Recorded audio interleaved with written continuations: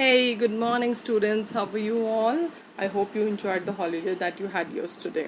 So, today we are going to continue with the chapter Alice in Wonderland. You must have read so many fairy tales, right? So, Alice in Wonderland is also a kind of a fairy tale only, and you must have heard the audio and you must be knowing what the story was. So, today we are going to continue with the dictation words and the make sentences. So, let us get started. Let us start with the first word, that is scamper. Scamper. Okay, so when I am telling you the meaning of these words, you also need to take care of the pronunciation, the way I'm pronouncing, right? And I've told you earlier also, if you're not able to pronounce any word, if you're not clear about the pronunciation, Google is always there to help you out. All right, so take help of the Google and learn how to pronounce the words rather than pronouncing them wrongly. Okay, so the first word that we have is scamper, and scamper is to run quickly, taking very small steps. जल्दी से भागना, छोटे छोटे छोटे कदम लेके भागना quickly. Second word that we have is delight. So delight means happiness, right? Third word is curiosity. Curiosity is when you are eager to know about something.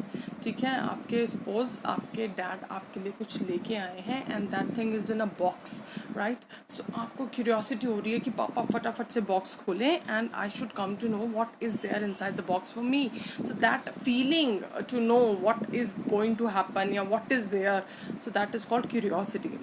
Fourth word is aloud. Aloud is loudly. ठीक है, she shouted allowed.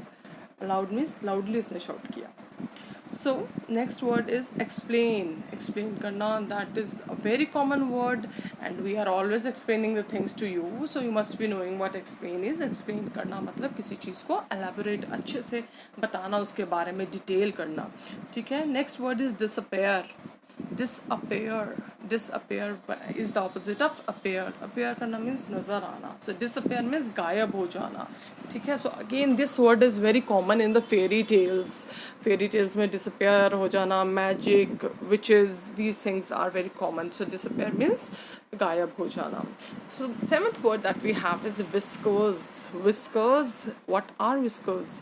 Whiskers आपने देखा animals के not we won't call them mustache, वो मूछें जैसी होती हैं, those hair on their upper lips के ऊपर जो वो लंबे लंबे से hair होते हैं उन्हें हम whiskers बोलते हैं. So next word is through.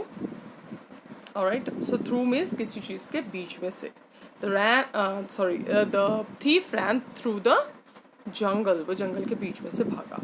Okay, so the next word that we have is fountain. Fountain is a very common word again. Fountains, you know, जो पानी के फुव्वारे जिन्हें हम बोलते हैं fountains. You must have seen fountains in the gardens or somewhere nearby your houses.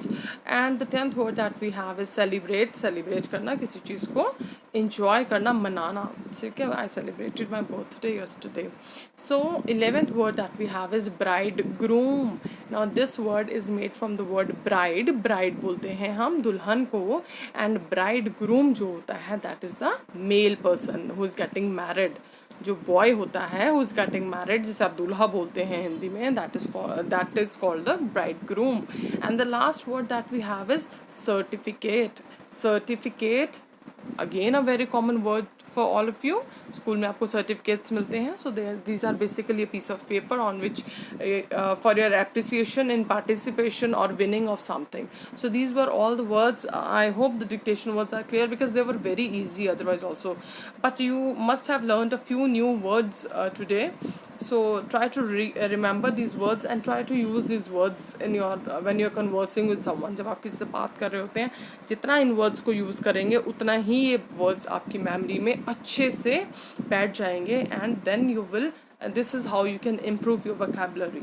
So now we'll move to the make sentences. Alright, so let us get started with the make sentences. With the first word that we have is land. Land as verb. एक land होता है ज़मीन, हम बोलते हैं ना, this is a good piece of land. ठीक है, that is a noun. So will discuss that also. That is a noun. But land as verb मतलब एक्शन में लैंड कैसे आता है. आपने बहुत बार सुना होगा the aeroplane landed safely, right. अभी थोड़े दिनों पहले देयर वाज अ न्यूज़ कि एक एरोप्लेन लैंड कर रहा था, लैंड करते हुए इट क्रैश्ड, उसके 2 पीसेस हो गए. सो लैंड करना मतलब एज अ वर्ब। लैंड करने का मतलब होता है नीचे उतरना, ज़मीन को आके टच करना, राइट। तो यूजुअली लैंड का मतलब यही हम लेते हैं वर्ब में। So the plane landed safely, यानी कि प्लेन आसमान से नीचे जब वो ज़मीन को टच किया तो आराम से टच कर गया, सेफली टच कर गया, कुछ मिस हैपनिंग नहीं हुई। And the second word is land as noun. As noun we have already discussed. Land as noun का मतलब होता है कोई ज़मीन का पीस, ठीक है। So this piece of land is fertile. मैं कह रही हूँ ये जो ज़मीन है, लैंड मीन ज़मीन, ये क्या है, फर्टाइल है। फर्टाइल मीन्स उपजाऊ है, जहाँ पे अच्छी अगर हम कुछ भी ग्रो करें तो वो बड़ा अच्छे से ग्रो होगा। Second word that we have is whole as adjective, WHOLE, whole. Now again WHOLE, whole जो होता है दैट इज़ एन एडजेक्टिव। हमने किया भी है ये, if you remember, in kinds of adjectives we have done this word in a few sentences, जिसमें मैंने आपको बताया था होल वर्ड जो होता है वो एडजेक्टिव ऑफ क्वांटिटी में आता है। एंड होल का एक्चुअल मतलब होता है पूरा का पूरा। Now suppose my father brought a cake for me and I say I want the whole cake, मुझे तो पूरा ही चाहिए। So whole means पूरा। So my sister ate the whole cake, मेरी sister ने सारा केक, पूरा का पूरा केक खुद ही खा लिया। Now the second word that we have is a homophone. We have done this so many times in the activities. Homophone means same sound का word है लेकिन spelling और meaning different है।